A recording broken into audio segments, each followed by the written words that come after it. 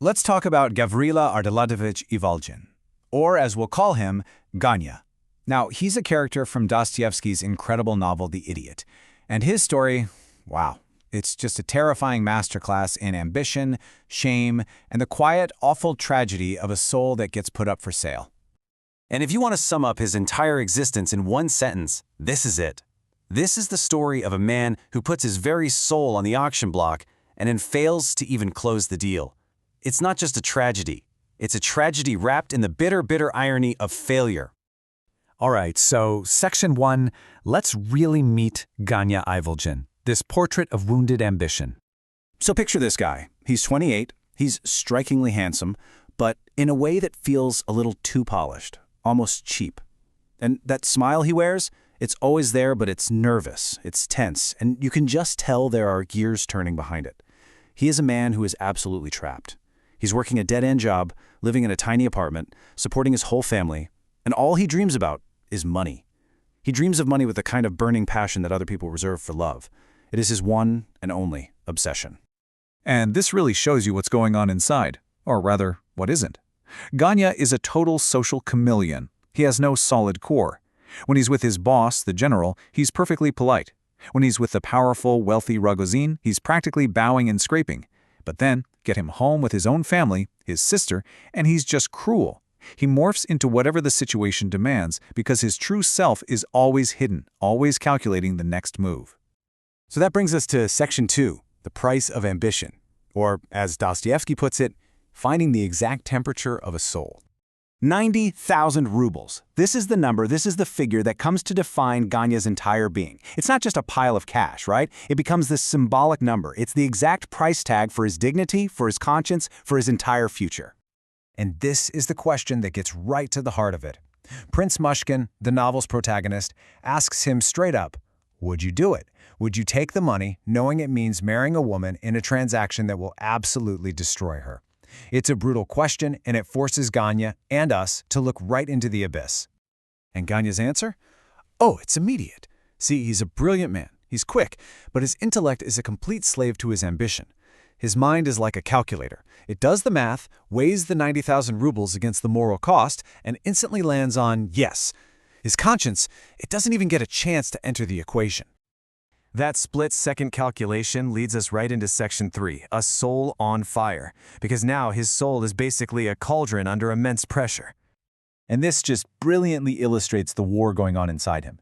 He is constantly swinging between two violent extremes. On one hand, you have this violent pride. His ego is so wounded that he lashes out, like when he publicly slaps Prince Mishkin in a fit of rage. But then, in the very next moment, that pride collapses into a wave of violent, hysterical shame. He is trapped in this vicious cycle of arrogance and self-loathing, and it's tearing him apart.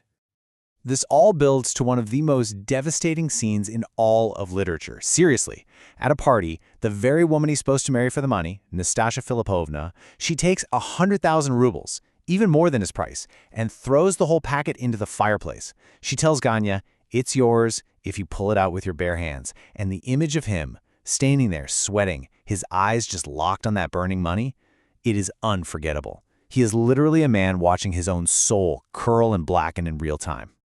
You know, that fire represents so much more than just burning cash.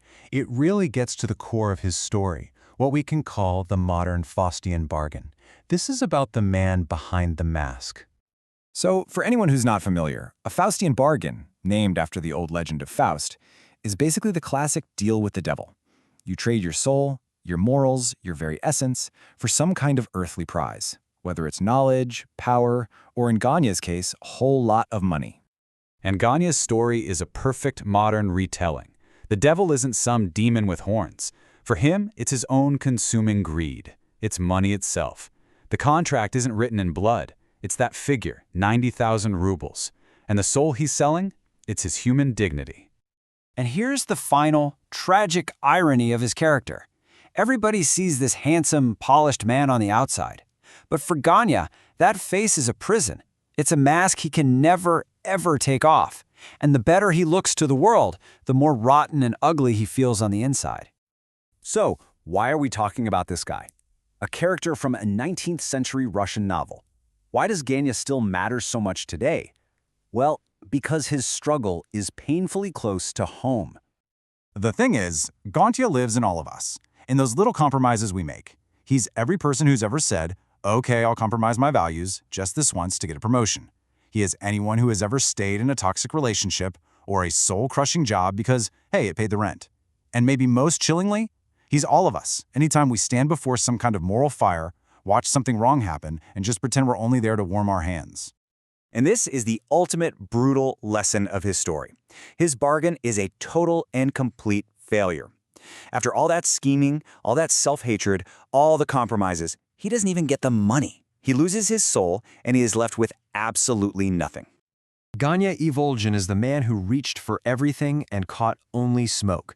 His story is a timeless, terrifying warning, and it leaves us with one final, chilling question to ask ourselves. What fires are you warming your hands at?